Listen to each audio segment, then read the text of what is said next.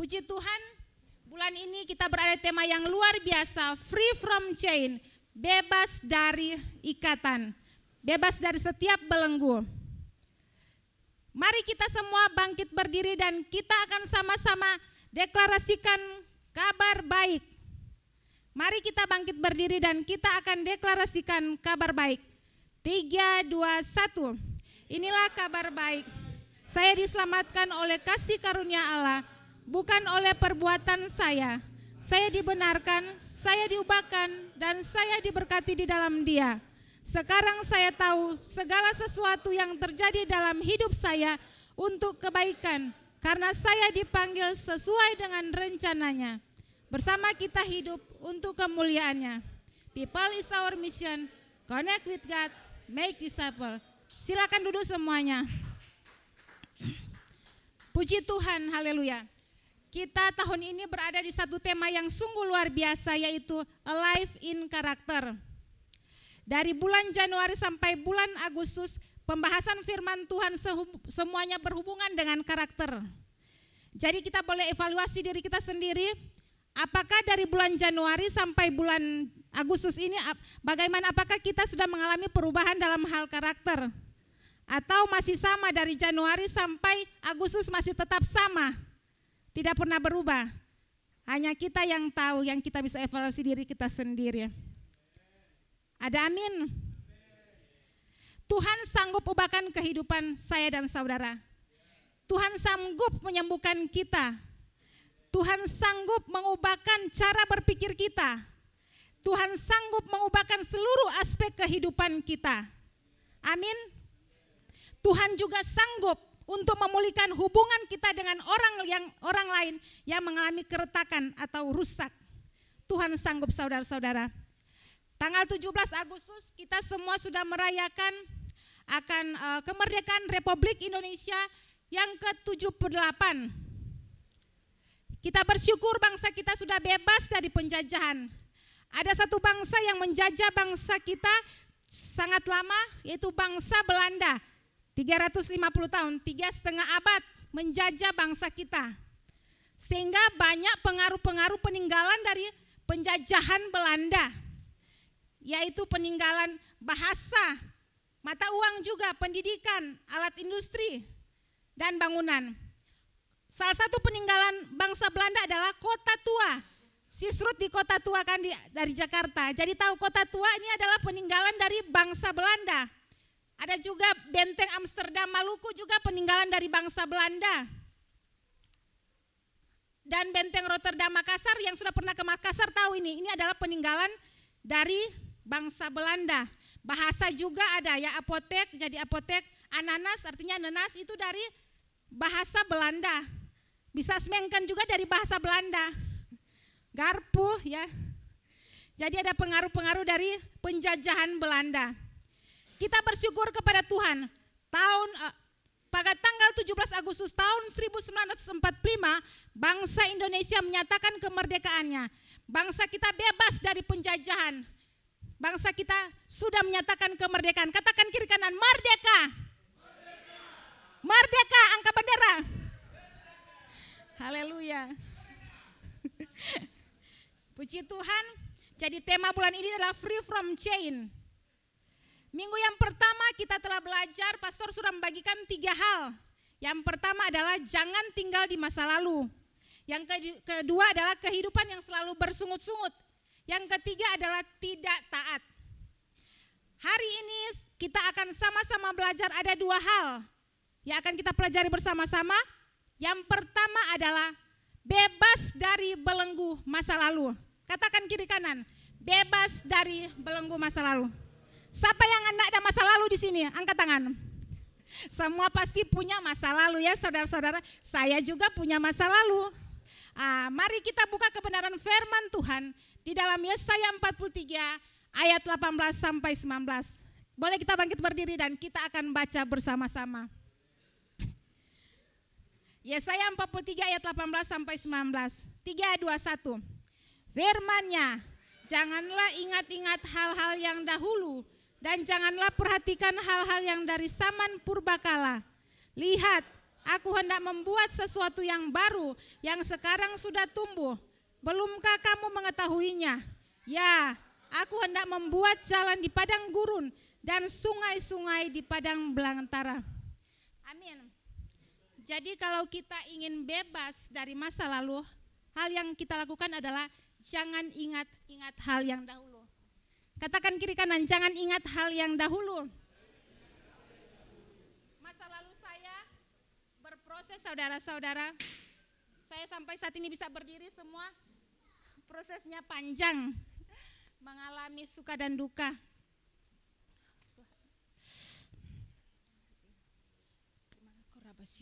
Terima kasih Tuhan, saya boleh menyampaikan firman Tuhan ini bukan karena kekuatan saya, tetapi Tuhan yang memampukan saya melewati setiap musim-musim di dalam kehidupan saya. Ada satu kelompok yang bernama Post Power Syndrome. Siapa tahu? Post Power Syndrome. Jadi orang ini merasa masih berkuasa, padahal dia sudah tidak berkuasa lagi, tidak menjabat. Jadi kalau kita ingin bebas dari belenggu masa lalu, yang kita lakukan adalah janganlah ingat-ingat hal-hal yang dahulu. Katakan kiri kanan, janganlah ingat-ingat hal-hal yang dahulu. Yang berikut adalah kita melupakan masa lalu. Jika kita ingin bebas dari belenggu masa lalu, maka yang harus kita lakukan ialah melupakan masa lalu. Di dalam Filipi 3 ayat 13 berkata, saudara-saudara, aku sendiri tidak menganggap bahwa aku telah menangkapnya. Tetapi ini yang kulakukan, aku melupakan apa yang telah di belakangku dan mengarahkan diri kepada apa yang di hadapanku. Jadi kita bisa belajar dari Rasul Paulus. Kita semua tahu Rasul Paulus adalah penganiaya jemaat Tuhan, penganiaya pengikut Tuhan. Tetapi luar biasa karena perjumpaannya dengan Tuhan Yesus waktu di Damsyik, maka dia berubah 180 derajat hidupnya. Dari seorang pembunuh menjadi seorang rasul besar yang dipakai Tuhan luar biasa. Kita bisa belajar dari Rasul Paulus. Jadi masa lalu Paulus itu kita semua tahu dia seorang penganiaya, tapi dia juga seorang Farisi yang tahu semua kebenaran firman Tuhan. Dia juga memegang teguh Yudaisme. Kita juga bisa belajar dari bangsa Israel.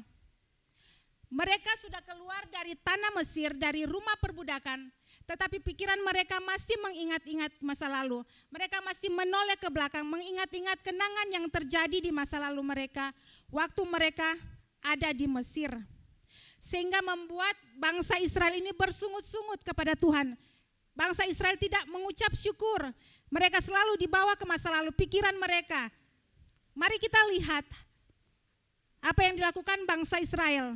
Mereka bersungut-sungut, yaitu pertama saat berhadapan dengan Laut Merah. Di dalam Keluaran 14 ayat 11 sampai 12 berkata, dan mereka berkata kepada Musa, apakah karena tidak ada kuburan di Mesir, maka engkau membawa kami untuk mati di padang gurun ini? Apakah yang kau perbuat ini terhadap kami dengan membawa kami keluar dari Mesir? Ayat 12, bukankah ini telah kami katakan kepadamu di Mesir, janganlah mengganggu kami, dan biarlah kami bekerja pada orang Mesir, sebab lebih baik bagi kami untuk bekerja pada orang Mesir daripada mati di padang gurun ini.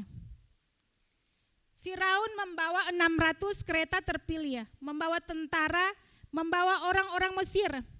Mereka mengejar bangsa Israel. Tuhan telah mengeraskan hati Firaun sehingga Firaun tidak mau bangsa Israel keluar dari tanah Mesir. Dan ketika bangsa Israel melihat ke belakang bahwa pasukan Firaun tentaranya sudah dekat dengan mereka, di dekat Pihahirot, dekat Baal Sifon, maka bersungut-sungutlah bangsa Israel. Jadi mereka bersungut-sungut kepada Tuhan, bersungut-sungut kepada Musa. Apakah sudah tidak ada kuburan di Mesir? Jadi mereka sangat ketakutan sehingga mereka bersungut-sungut. Jadi kehidupan mereka selalu dibawa ke masa lalu.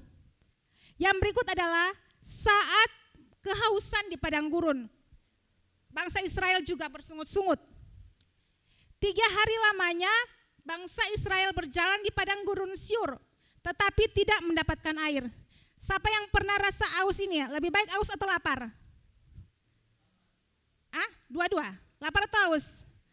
Kalau haus sangat siksa sekali. Mesti lebih baik saya tahan lapar daripada tahan haus. Jadi bangsa Israel ini bersungut-sungut, tidak dapat air selama 3 hari. Dan kemudian mereka sampai di Marah, mereka juga tidak bisa meminum airnya karena airnya terasa pahit. Siapa yang pernah minum air pahit sini ya? Tidak bisa kan? Jadi mereka bersungut-sungut lagi kepada Tuhan. Firman Tuhan di dalam Keluaran 15 ayat 24 berkata, lalu bersungut-sungutlah bangsa itu kepada Musa. Kata mereka, apakah yang akan kami minum? Jadi bangsa Israel, kehidupan mereka selalu dibawa ke masa lalu. Pikiran mereka selalu dibawa ke masa lalu, tidak move on. Yang berikut adalah, bangsa Israel juga bersungut-sungut saat mereka menghadapi suku-suku di tanah Kanaan.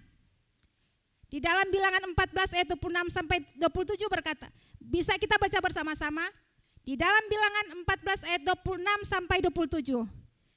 3, 2, 1. Lagi berfirmanlah Tuhan kepada Musa dan Harun, berapa lama lagi umat yang jahat ini akan bersungut-sungut kepadaku? Segala sesuatu yang disungut-sungutkan orang Israel kepadaku telah kudengar. Jadi Tuhan menyuruh mengambil 12 orang untuk mengintai tanah perjanjian, tanah Kanaan.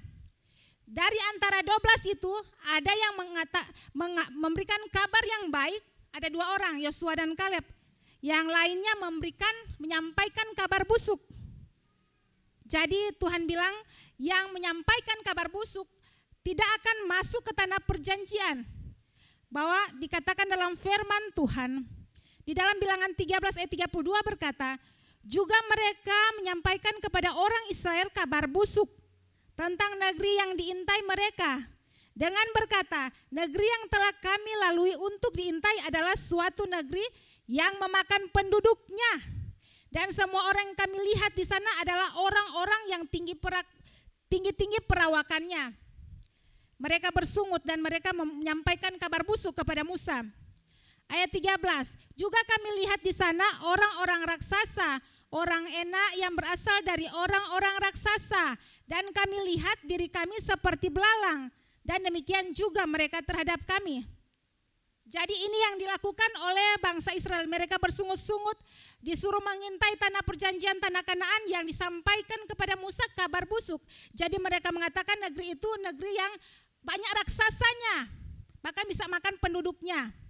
Jadi terjadi sesuai perkataan mereka, terjadi sesuai dengan iman mereka. Jadi hanya Yosua dan Kaleb yang bisa masuk ke tanah perjanjian karena mereka menyampaikan kabar yang baik. Bahwa dikatakan Yosua dan Kaleb bilang negeri yang akan kami lalui luar biasa baiknya. Jika Tuhan berkenan memberikan, mereka akan menduduki tanah perjanjian, tanah yang berlimpah-limpah dengan susu dan madu. Bahkan mereka katakan mereka akan telan habis, yang karena yang melindungi orang-orang yang ada di tanah Kanaan sudah meninggalkan mereka. Sedangkan Tuhan menyertai Yosua dan Kaleb. Jadi inilah sifat daripada bangsa Israel yang selalu bersungut-sungut, sehingga pikiran mereka selalu pikiran-pikiran negatif, bukan pikiran positif. Hanya Yosua dan Kaleb yang memasuki tanah perjanjian karena mereka memiliki roh yang lain, hidup sesuai kehendak Allah. Next, ingat janji Tuhan. Terkadang dalam perjalanan kita, kita mendapat dakwaan, kita mendapat tuduhan dari si bapa pembohong. Dikatakan kamu tidak layak, kamu tidak bisa, kamu gagal, kamu banyak dosa di masa lalu. Tapi ingat janji Tuhan saudara-saudara, ini yang harus kita pegang. Yohanes 8 ayat 32 berkata, dan kamu akan mengetahui kebenaran, dan kebenaran itu akan memerdekakan kamu. Amin saudara-saudara. Jadi yang membuat orang merdeka adalah kebenaran firman Tuhan, kebenaran dari Kristus. Jadi kita harus baca firman Tuhan di rumah, supaya kalau kita datang dakwaan, datang tuduhan dari si bapa pembohong, maka kita akan perkatakan firman Tuhan, dia akan lari. Karena dia bilang iblis itu ompong. Jadi kita harus tahu identitas kita di dalam Kristus. Dalam Kristus kita adalah ciptaan yang baru. Katakan kiri kanan, dalam Kristus kita adalah ciptaan yang baru. Masa lalu kita mungkin masa lalu yang kelam, masa lalu yang buruk. Kita memiliki masa lalu yang benar-benar hancur. Tapi kalau kita datang kepada Kristus, maka Tuhan akan sanggup menerima kita apa adanya kita. Jadi jangan pernah ada kata untuk bunuh diri. Karena Tuhan bilang di dalam Kristus kita adalah ciptaan yang baru. Yang lama sudah berlalu, sesungguhnya yang baru sudah datang. Dalam 2 Korintus 5 ayat 17. Tuhan sudah membebaskan kita dari setiap tuduhan di masa lalu. Tuhan sudah mengangkat kehidupan kita dan dahulunya kita hidup di dalam kegelapan. Di bawahnya Tuhan keterangnya yang ajaib, menikmati setiap anugerah Tuhan, setiap kebaikan Tuhan. Kita dibawa kepada pengenalan akan Kristus, sehingga kehidupan kita semakin hari semakin serupa dengan Kristus. Memang tidak instan, ada prosesnya. Proses karakter kita, tidak langsung kita menjadi serupa seperti Kristus. Amin saudara-saudara. Jadi ada prosesnya. Dari dahulu pengemosi diproses Tuhan menjadi orang yang lemah lembut. Jadi butuh proses. Kita akan berhadapan dengan orang-orang yang mengecewakan kita, orang-orang yang menjengkelkan kita. Tapi itulah kita diproses. Kita bersyukur kalau kita berhadapan dengan orang-orang yang menyakiti kita, membuat kita tidak sabar. Proses itu katakan, itu proses saya, bukan dia. Katakan kiri kanan, itu proses saya, bukan dia. Jangan tunjuk. Ya, jadi prosesnya Tuhan harus kita jalani sebagai umat Tuhan. Ikut Tuhan. Tadi kesaksian bilang, setiap hari pikul apa? Pikul doi atau pikul salib? Pikul salib. Tentunya kita harus melewati setiap musim di dalam kehidupan kita. Tapi itulah yang membentuk kehidupan kita. Tuhan juga bisa proses kehidupan kita dari pasangan hidup kita, dari teman-teman terdekat kita. Itu supaya karakter kita muncul. Kalau masih marah-marah tentu diproses lagi ya, bikin jengkel supaya dia marah. Kalau sudah lulus, ya lulus. Kalau tidak lulus, ulang-ulang berputar-putar di masalah yang sama. Semua orang memiliki masa lalu, baik masa lalu yang buruk, masa lalu yang penuh kebanggaan. Saya mau cerita dulu, bersyukur kepada Tuhan, gereja kita sekarang sedang membangun gedung House of Worship. Jadi Tuhan ingatkan untuk kita jangan bernostalgia di masa lalu, jangan selalu mengatakan masa lalu lebih baik dari masa kini.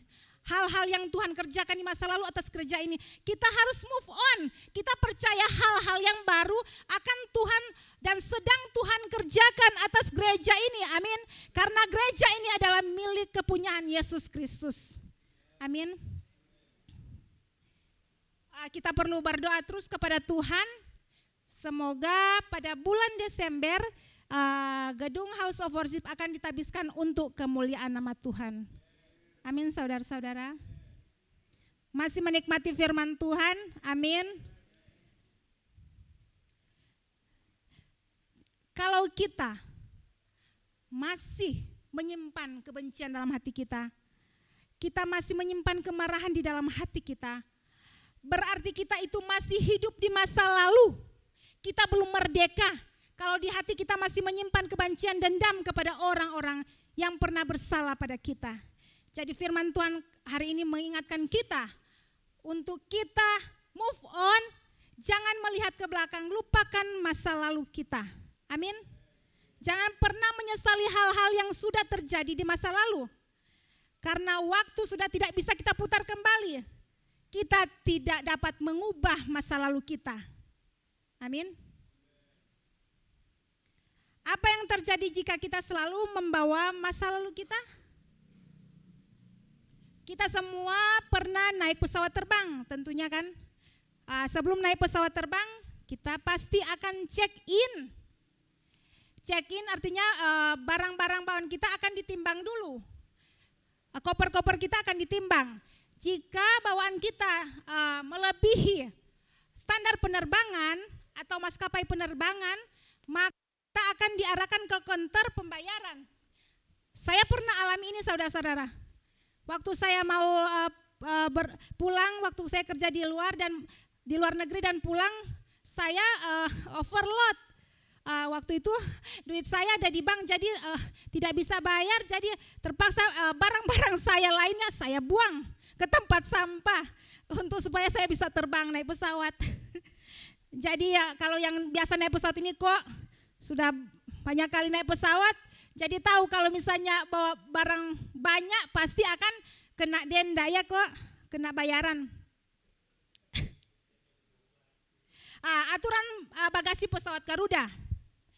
First class 40 kg, business class 30 kg, dan kelas ekonomi 20 kg. Ingatnya Jo, kalau misalnya kita naik kelas ekonomi terus bawaan kita bisa sampai 30 kilo, maka tentunya kita akan sedia doi dan bayar tentunya ya. Jadi kalau yang titip-titip itu kan biasanya kalau naik pesawat terbang ada yang biasa titip kan.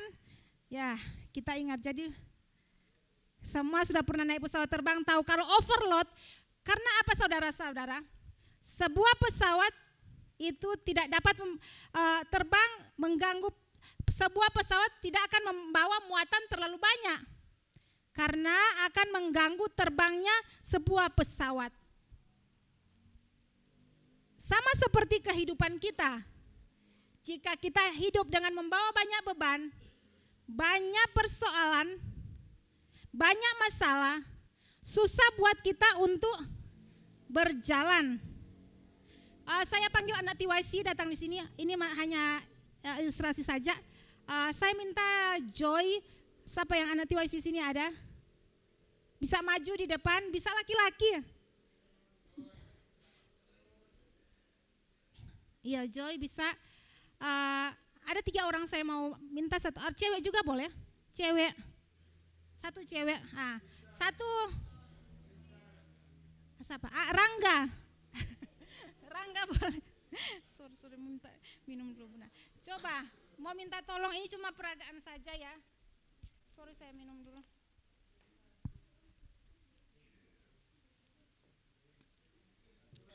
Coba ada satu cewek lagi boleh, Feiko atau siapa yang bisa? Kakak Ruth, siapa tuh yang bisa cewek? Princess, kamu bisa bawa tas gendongmu? Coba bawa tas gendong. Gini ya, saudara-saudara, ini hanya peragaannya. Bawa tas gendong.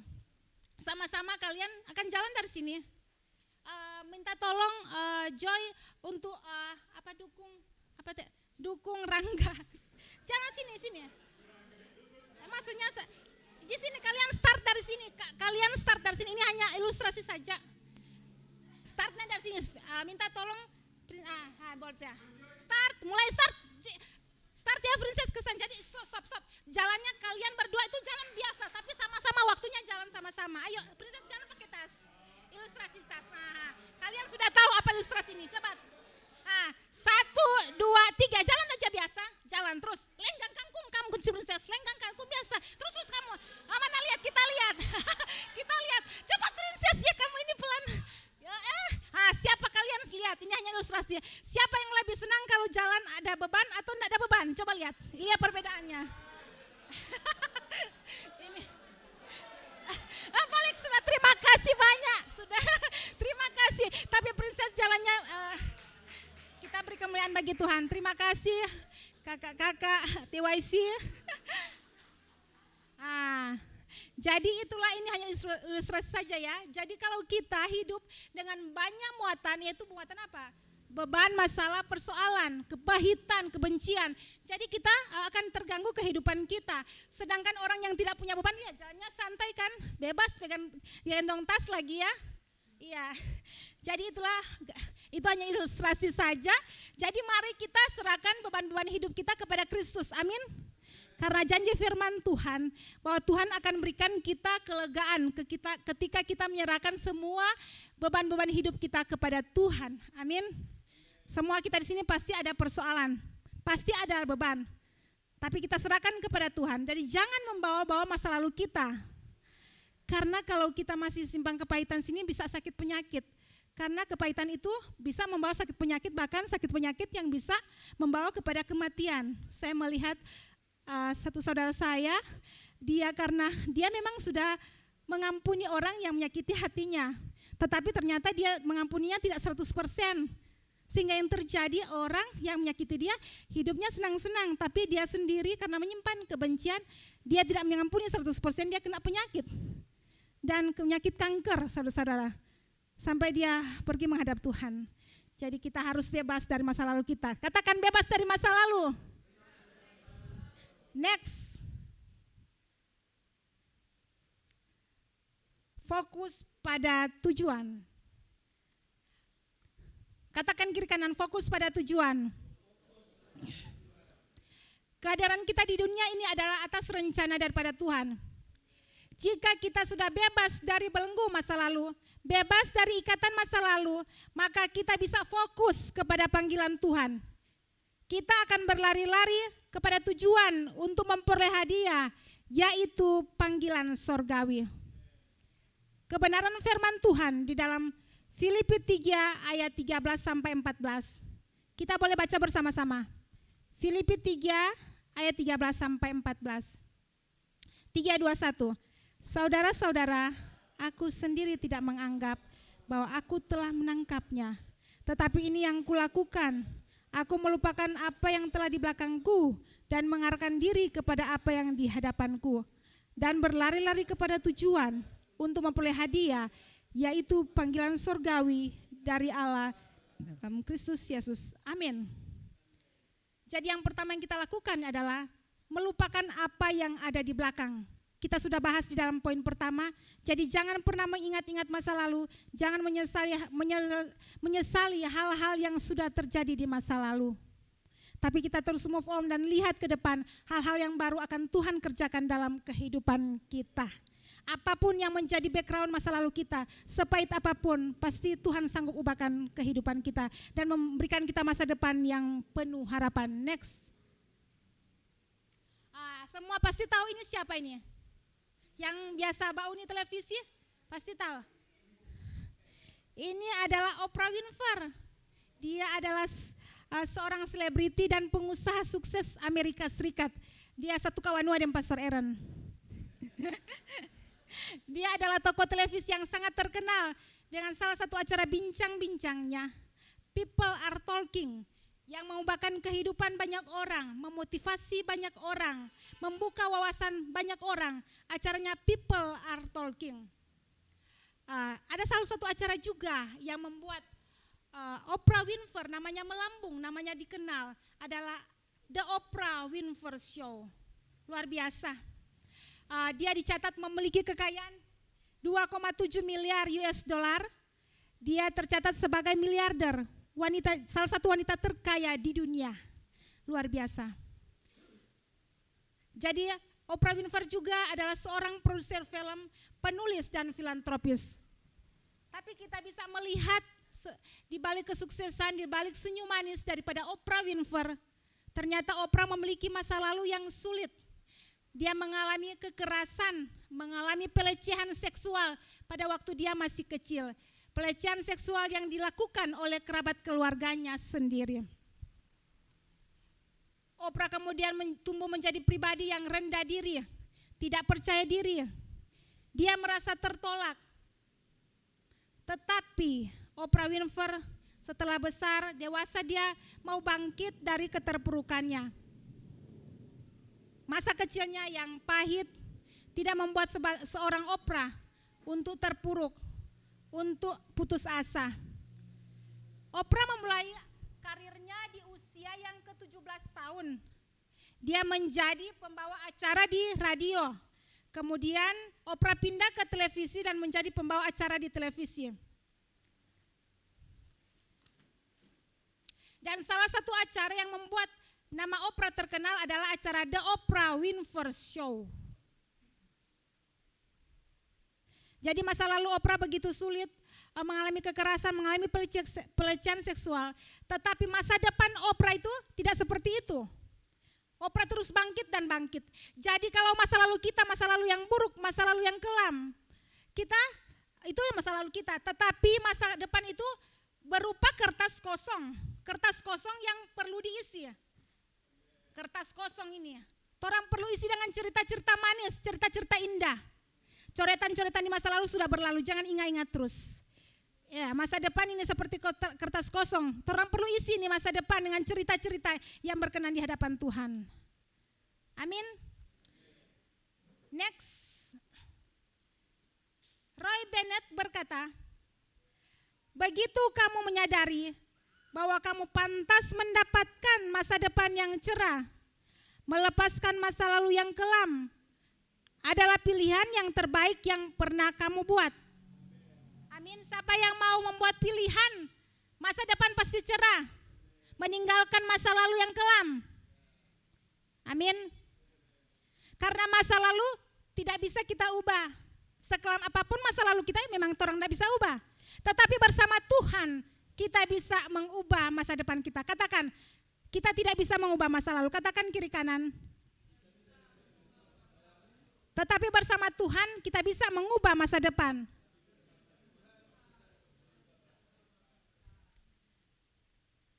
Yang berikut, mengarahkan diri kepada apa yang di hadapanku. Mari kita terus fokus ke depan.